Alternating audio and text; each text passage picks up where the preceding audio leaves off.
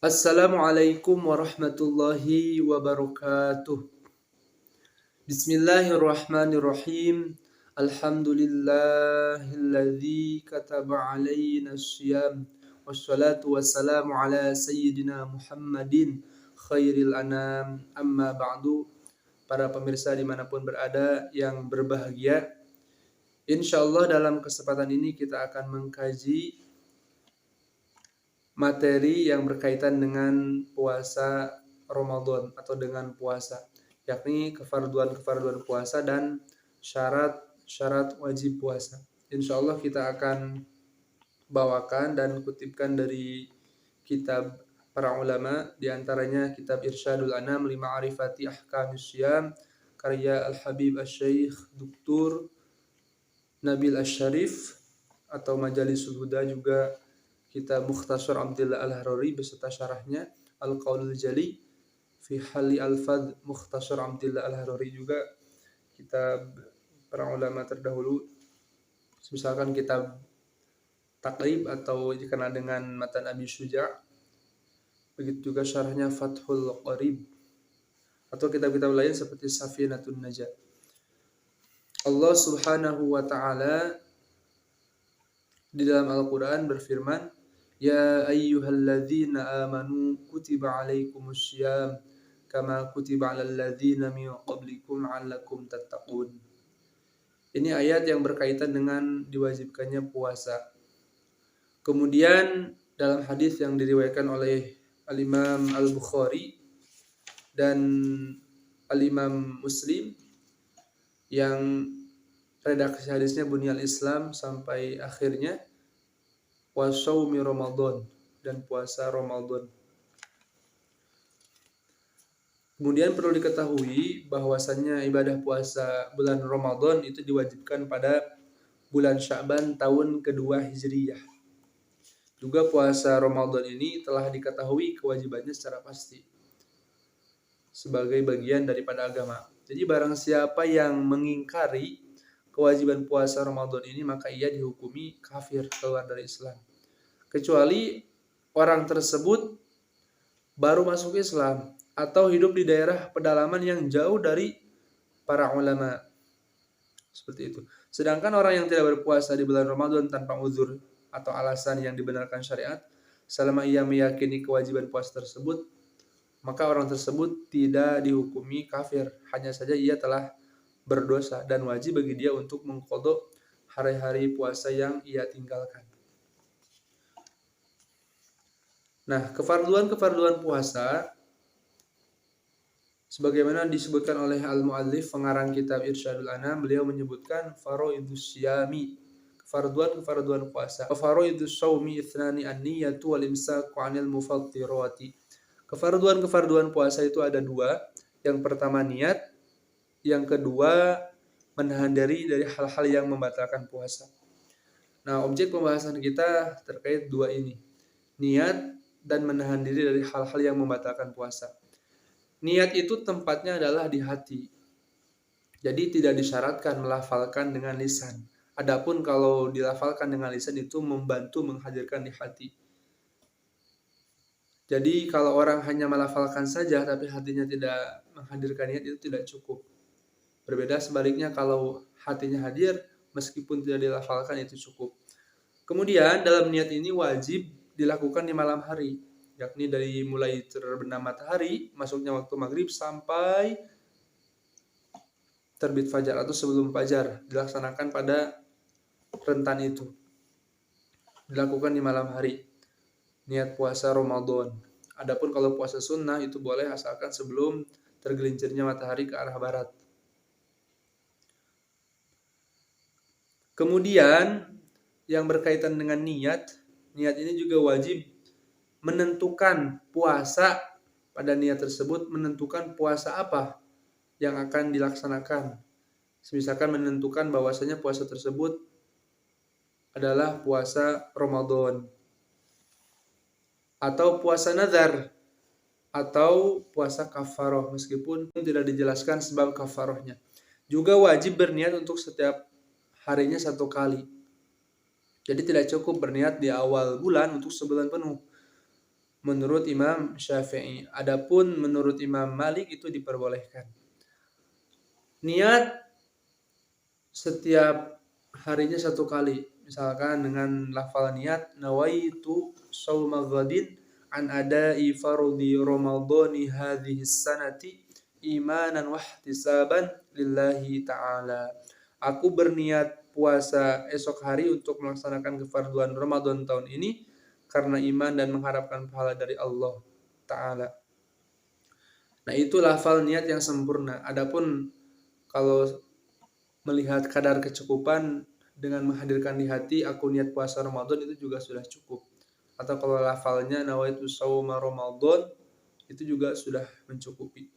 Nah, untuk niat yang sebulan penuh menurut Imam Malik di awal bulan untuk sebulan penuh misalkan dengan lafal nawaitu syiyama thalathina yauman an syahri ramadhani hadhihi sanati lillahi ta'ala. Aku berniat puasa 30 hari sebulan penuh bulan Ramadan tahun ini karena Allah Ta'ala. Itu untuk niat di awal bulan untuk sebulan penuh. Ini diperbolehkan. Adapun kalau misalkan di awal sudah berniat untuk sebulan penuh lalu di pertengahan batal, maka itu untuk esoknya harus berniat lagi dan harus berniat lagi seterusnya setiap harinya satu kali. Kemudian hal ini juga tidak berlaku untuk perempuan yang meyakini bahwasannya haid itu akan datang di bulan atau di pertengahan Ramadan atau di hari-hari pada bulan Ramadan.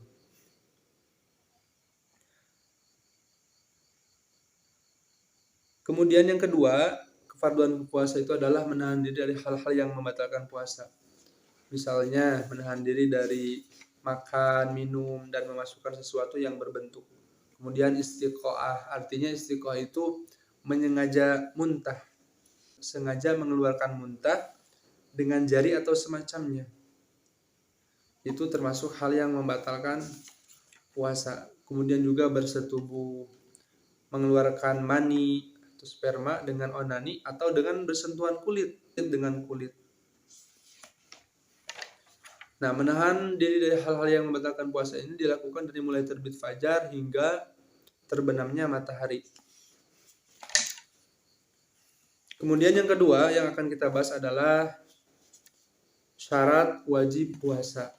Syarat wajib puasa sebagaimana disebutkan oleh pengarang kitab ini, beliau menyebutkan syaraitu wujubis syiyami, syarat-syarat wajib puasa. Wasyamu wajibun ala kulli muslimin balighin aqilin qadirin ala syiyami fala yasyu ala al-kafir asli wala murtaddi wala yasyu min haidin wala nufasaa walau shamata hala wujudid dami fa alaihima ithmun wa alaihima al-qada'u. Jadi puasa itu wajib atas setiap muslim yang baligh, berakal, mampu untuk berpuasa. Jadi itu muslim baligh, berakal, dan mampu untuk berpuasa.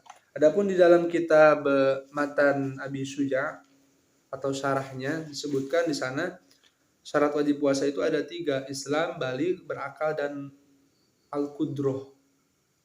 Di matanya ada 3, di syarahnya disebutkan ada 4 sebagian salinan. Nah, yang akan kita bahas di kitab Irsyadul Anam ini, mu'alifnya menyebutkan tadi puasa itu wajib atas setiap muslim, maka tidak sah puasa dari orang yang kafir. Baik itu kafir asli atau kafir murtad. Kafir murtad itu asalnya muslim, kemudian dia keluar dari Islam. Syarat wajib puasa yang kedua adalah baligh. Maka tidak wajib puasa atas anak kecil. Akan tetapi wajib bagi walinya, ibunya, ayahnya, neneknya, atau kakeknya untuk memerintahkan dia jika anak tersebut sudah sempurna berumur 7 tahun. Dan juga wajib wali tersebut memukul anak tersebut jika meninggalkan puasa apabila anak tersebut sudah berusia 10 tahun qamariyah. Ia tidak puasa, meninggalkan puasa padahal ia mampu untuk berpuasa.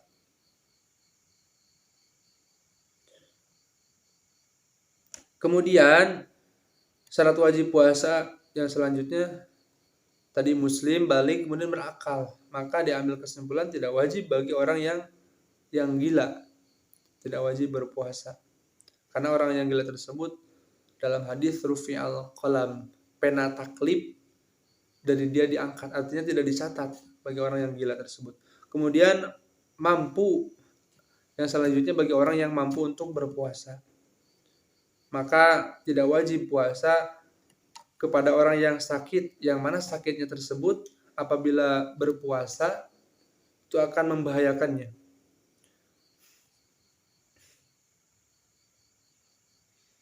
Demikian pula puasa itu juga tidak wajib atas orang yang musafir, orang yang melakukan perjalanan, yang mana perjalanan tersebut perjalanan yang jauh, yang memperbolehkan qashar sholat.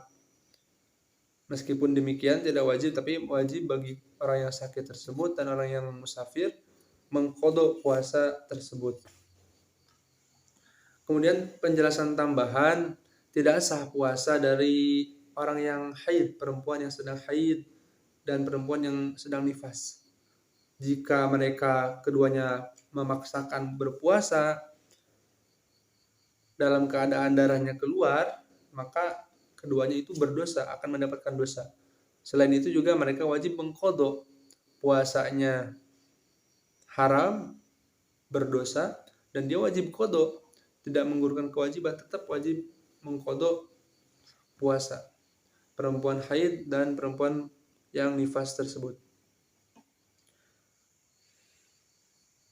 Nah, itu para pemirsa kajian ilmu agama, pembahasan terkait dengan fardu puasa dan syarat wajib puasa. Mudah-mudahan bermanfaat dan dapat dipahami. Kalau ada hal-hal yang kurang jelas atau ingin dipertanyakan, silahkan tulis di kolom komentar atau di chat admin. Kita akhiri kajian ini dengan membaca tahlil, sholawat, dan istighfar. La ilaha illallah, Allahumma sholli ala sayyidina Muhammad wa ala alihi wa sahbihi wa sallim. Rabbighfirli wa liwalidayya wa lil mu'minina wal mu'minat. Walhamdulillahi rabbil alamin. Wassalamualaikum warahmatullahi wabarakatuh.